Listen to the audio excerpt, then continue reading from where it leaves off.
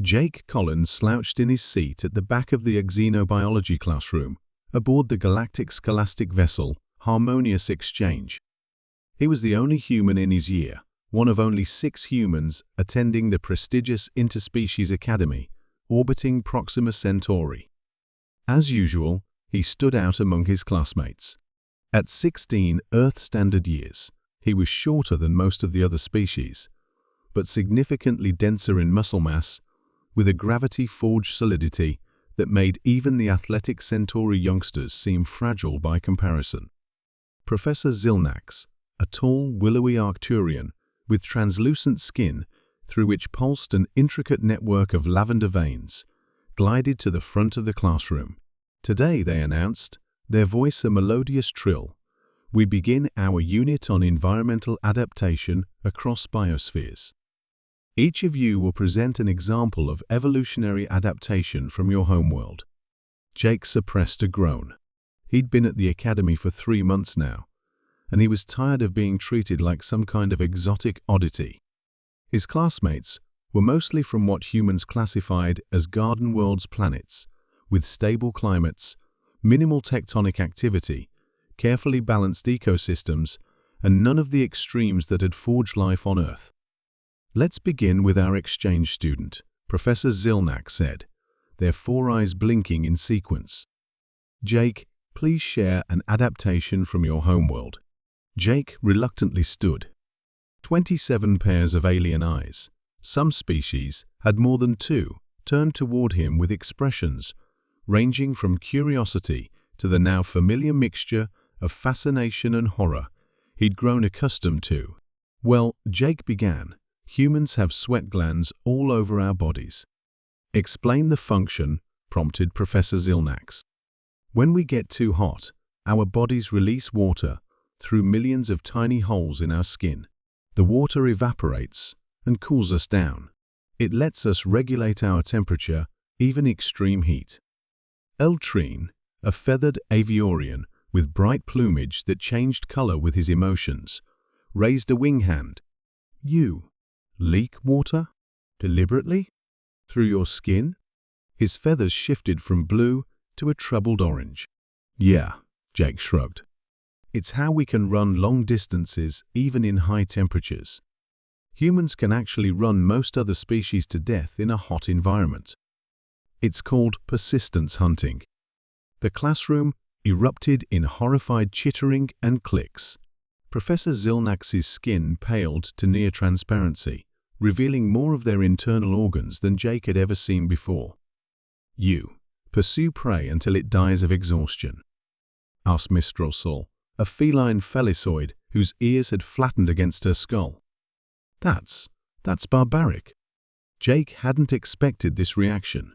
It's just efficient. Early humans didn't have the speed to catch prey in a sprint, so we evolved endurance instead. We're not the fastest, but we just keep going when other species have to stop and rest. Fascinating, Professor Zilnax said, their professional demeanor returning, though perhaps somewhat intense. Thank you, Jake. Now, Thraxis, please share. Wait, interrupted Zortal, a crystalline Aldebaranian whose faceted body refracted the classroom lights. I've heard that humans regularly consume chemicals that are toxic to their systems. For pleasure? The last word was spoken with such bewilderment that Jake couldn't help but smile. You mean like caffeine? Yeah, a lot of us drink coffee or tea every day.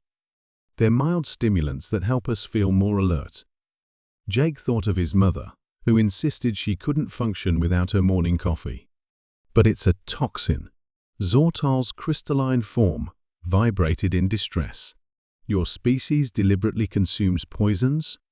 Not just caffeine, Jake added, warming to the subject. There's also alcohol, which literally kills brain cells and impairs coordination, but humans drink it socially all the time. And some foods we eat, like hot peppers, trigger pain receptors. The pain is part of why some people enjoy them. The classroom had gone dead silent, every alien student staring at Jake, with expressions he could only interpret as horror. But why? Asked Eltrin, his feathers now a sickly green. Why would you evolve to enjoy pain and poison? Jake considered this. I guess because Earth is, well, dangerous. We evolved to be adaptable, to turn threats into advantages when possible. Professor Zilnax, seemingly eager to regain control of the classroom, cleared their throat with a musical chime. Yes, well, humans do come from what we classify as a Class 12 DeathWorld, which explains— What's a DeathWorld? Jake interrupted, unfamiliar with the term. The professor's inner veins pulsed more rapidly.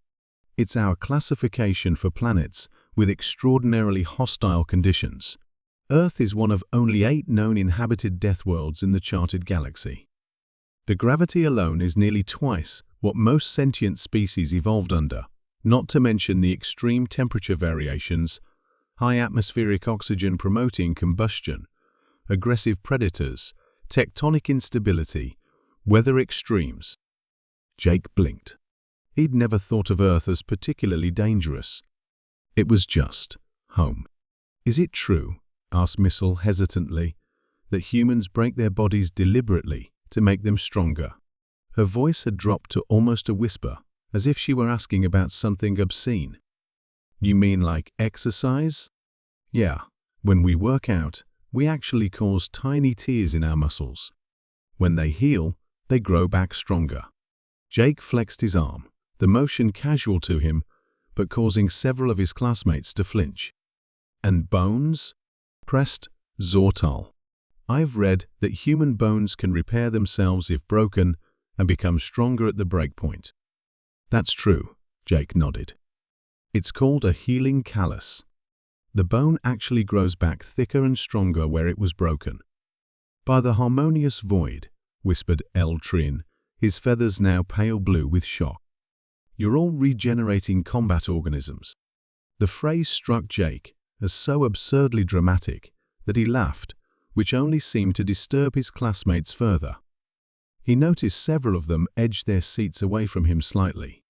Look, Jake said, trying to salvage the situation. Earth isn't that bad. Yes, we have earthquakes and hurricanes and venomous animals, but it's also got beautiful oceans and forests and mountains. Mountains which human juveniles climb for recreation, added Professor Zilnax, with what Jake interpreted as a shudder, often without safety equipment. Jake thought of his summer at rock climbing camp and shrugged. Well, yeah, it's fun. Fun, repeated Missile faintly. Professor Zilnax visibly collected themselves. Perhaps we should continue with our scheduled presentations. Thraxis, please share an adaptation from your homeworld.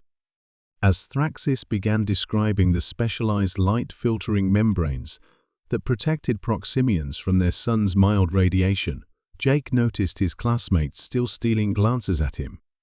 But there was something different in their gazes now, not just the usual curiosity about the exotic exchange student, but something that looked almost like respect, or perhaps caution.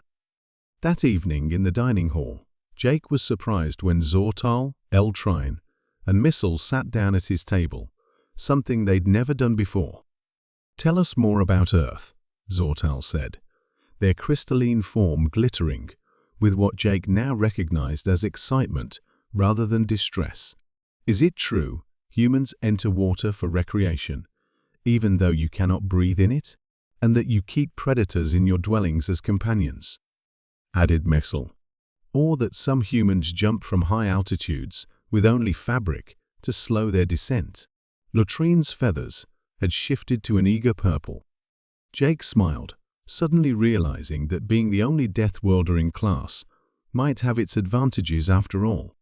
Well, he began, let me tell you about this thing we call skateboarding.